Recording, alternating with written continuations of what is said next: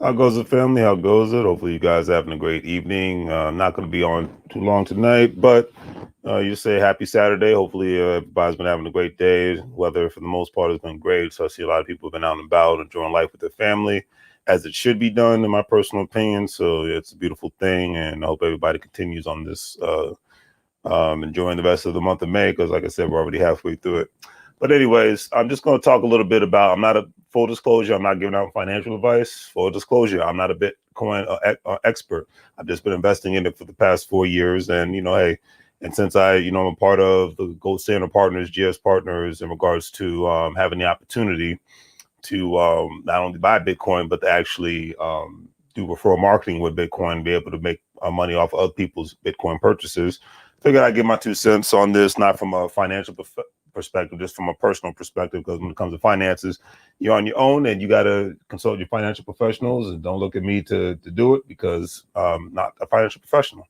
All right. So before I go into this, you don't know what Bitcoin is. Most people do in 2021, but Bitcoin is I will read the definition, a cryptocurrency invented in 2008 by the unknown person known as Satoshi Nakamoto. And the currency began being used in 2009 when its implementation was actually released as open source software. All right. So that is the actual definition of cryptocurrency and Bitcoin. And the crazy thing is, I found out recently that, Bitcoin, the mining of it is supposed to stop by 2040. Actually supposed to be as of February 24th, 2020, 2040. That's when it's actually supposed to stop. Within that time, that's the specific date, but actually within the year of 2040, that's when Bitcoin is supposed to be run out of it. And that's why other people are trying to, other various people are making perspectives that are their perspective states basically that various other people are saying that's why people are trying to hype up other coins, because they know that Bitcoin, the mining for Bitcoin, will end at a specific time. You know what I mean? So it's interesting. All currencies, in a sense, have their own time frame, even though, but then sometimes currencies remain forever. It just depends on the situation. I mean, is the U.S. dollar going to be rid of in the next couple of years? No one knows. I'm not even going to try to make that prediction. But everybody's been talking about Bitcoin because of the man of the hour, good old Elon Musk, has become the kryptonite to Bitcoin. And I got nothing bad to say about Elon Musk. As the old folks would say, game recognized game. And he just always makes smart, calculated moves, and you cannot hate on that. You got to give nothing but love and respect to that. The man makes, he makes an appearance on SNL. He makes a tweet, and then everything that was up came down. So it just, to me, it's just funny, to be honest with you. So, but at the end of the day, I got nothing bad to say about Elon Musk. He's doing what he has to do. He's gonna work in the greater good for his companies. Whether it's Tesla, whether it's SpaceX, he's going to do, or any other venture that he's involved in, he's going to do what's best for it within his companies. But before I even go into it, one thing I could say is it's very interesting that we're living in a time where more people pay attention to celebrities, and they pay attention to CEOs, and they will ever pay attention to the congressional congressmen, congresswomen, presidents, governors. Like, we're starting to really see who has the power here, when it comes to a lot of things. And it's very interesting, because the whole thing, most people know, you know, um, Elon Musk said on Wednesday, this previous Wednesday on Twitter, that Tesla has suspended vehicle purchases using Bitcoin. And I thought it was actually cool that they were going to actually allow people to buy. I don't think there was a huge influx of people buying Teslas with Bitcoin, but I just thought it was cool that they were actually doing it, to be honest with you. And they said, in the statement, he's like, it's basically, it happened out of concern over rapidly increasing use of fossil fuels for Bitcoin mining, and I mean, because it's crazy how much the price of Bitcoin's actually dropped at this time. I mean, and I can understand that when it boils down to it. You have to, like I said, he's making a calculated risk out of specific concerns. I cannot hate on that. You know what I mean? At the end of the day. and he's going to do, at the end of the day, he's going to do what's best for the company. You know what I mean? And it's crazy because I looked into my Bitcoin apps today, and I just seen how far down Bitcoin has gone. I mean, it's like it's gone down. As of Thursday, it was like 12%. I think today it's at about 15 to 16%, to be honest with you, because I'm just like, whoa, all I see is red, red, red all over the place. If you log into, let me know if you're a crypto investor, you log into your no matter what platform you utilize, you don't have to, I don't want to see screenshots. Just let me know, do you see red everywhere? Because, you know, I mean, hey, if you want to buy some, go for it. I mean, because the price has gone down, you know, tremendously. It's crazy, you know, because the price is actually down to $49,000, $49,300, according to CoinDesk, which is a cryptocurrency news website. So it's whoo, it's been interesting that you know, everybody's got, like, I've seen so many freaking We started hearing I've seen so many freaking memes out there with Elon Musk and the Bitcoin. I just cannot stop laughing. You know, it's just, to me, it's just the funniest thing ever. But anyways, I digress. So at the end of the day, not only did they do it out of environmental concerns and things of that nature, but I guess they're really starting to see the volatility of it all at the end of the day. When you really look at it, like I said, I'm not a Bitcoin expert. I'm just looking at it from my perspective, and I'm going from there. I didn't realize the environmental cost was so high to even keep Bitcoin going and to mine for it and things of that nature. Especially not only when it comes to this, you know, talks about fossil fuels, but it's actually being mined using specifically coal. And it's just like I said, I mean, that's just the worst of it all. I'm not an anti-coal guy, but I just know that coal isn't the future. And if you want to doubt me on that, ask the coal mining towns that have been asking to bring coal mining back for generations, and it's still not the biggest, hottest commodity. I mean, heck, I own real estate in Pennsylvania, and I have friends that live there, and they tell me, yeah, the coal mining industry, regardless of who's president, is not coming back in a big major way. We know that. It's just, you just got to be realistic about it. It's just like people aren't working at auto factories like they used to. You know, those days are the days of the past. You might have a couple here and there, but nobody's looking to go into the, you know, if you're in the auto industry, you're usually selling cars or you're fixing cars, you know, and mechanics make great freaking money. So, you know, I'm just going to keep it real on that aspect. But anyways, I still think a lot of people, you know, you got the people that are making the videos out there saying cryptocurrency is done, forget about it. It had its time and all that. And I still think it's a good idea. Like I said, I'm not giving out any financial advice. I'm not running away from cryptocurrency. I still think it's a good idea. It has its good moments, has its bad moments. Didn't think Elon Musk's tweet was going to make it go down this much, but hey, you know, he's just keeping it real. He tweeted it about his company. Like, hey, this is what we're doing. We're no longer accepting this anymore.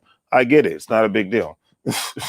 You know, you have businesses out here nowadays, they don't even no longer accept cash anymore. It's like, if you don't have a credit or a debit card or whatnot, or in some instances a cryptocurrency card, then you can forget about it.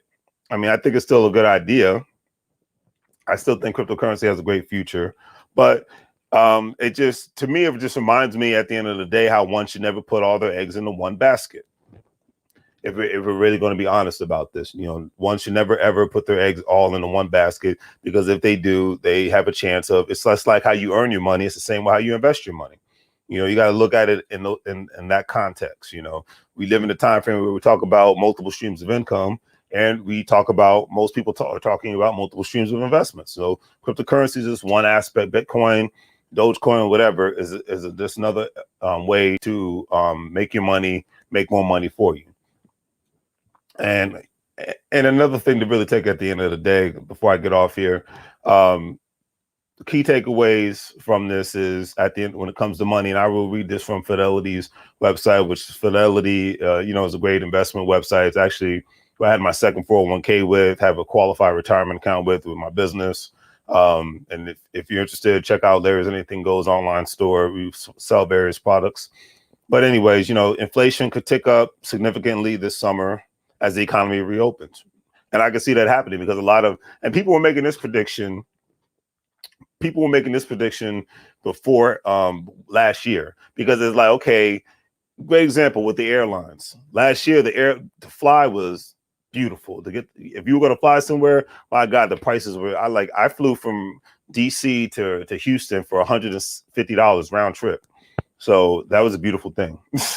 I got tickets to California. Usually it'd be $300 or $400 for $220 round trip. No stops. You know what I mean? But now the prices have gone up significantly because the economy is opening up. More people are traveling more. So this isn't a crazy thing. If you go grocery shopping, inflation is real. I don't care what state you live in. And then I see that happening more so. Like Disney's had all these great deals, and Universal Studios, a lot of theme parks have had these great deals as they open up slowly but surely. But I could see the cost of the food there, the cost of admission going up significantly, even if there's concerts and things of that nature. You had so many online events. Now you're going to have more events happening in person. So you're going to see more and more events. The price of admission go up even more so. Okay. We already see what's happened with gas and whatnot in regards to the issue that happened in Texas. But, that was just that was the issue that happened that, was out of people's control. Rising prices could undercut the purchasing power of your cash. And, I made a video a couple of weeks ago talking about is cash trash, because I was quoting Grant Cardone. It's just great to be in a position where you can have as much cash saved, as much as cash as you have saved. You should try to have as much invested. But when it comes to how much money should I invest, like I said, consult a financial professional. I'm not the financial professional. That's what I do.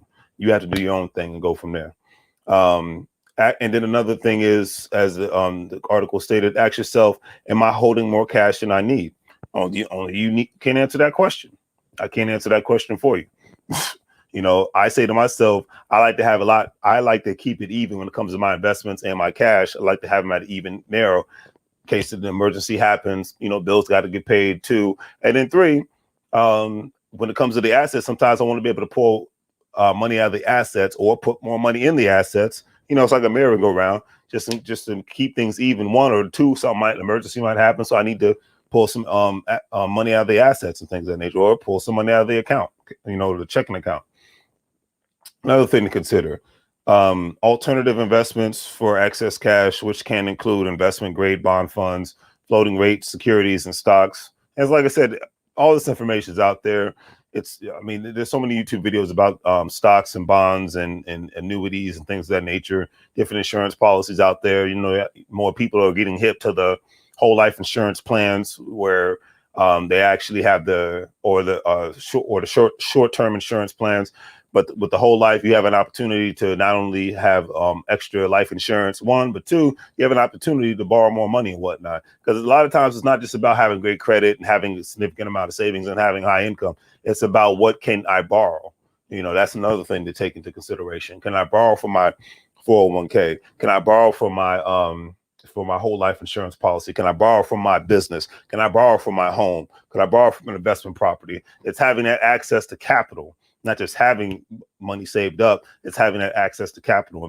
Or can I just take money, sell a couple of stocks and whatnot, and put it like, I remember one gentleman was talking about, he sold a bunch of his stocks and whatnot last year because he wanted to buy, he had enough stocks to where he was able to put a down payment on a commercial property that he wanted for his podcast studio. And he's a world-renowned fitness trainer and his gym, and he had it meshed into one. So, it's just perspective and what you want to do at the end of the day. And and this goes without saying, as always, stay diversified in any investments, keep your goals and risk tolerance and time horizon in mind. I couldn't agree with that statement more. I could not agree with that statement more. But at the end of the day, it's just constantly educating yourself on these specific matters. Never put all your eggs in one basket, because a lot of people put their eggs in the Bitcoin basket, and you see where it's at today. It's gone down significantly. Does it mean it's the end of Bitcoin and cryptocurrency? No, it's just an event that's taken place. And hey, how you doing, Marquita? It's just an event that's taking place, and we have to just go from there.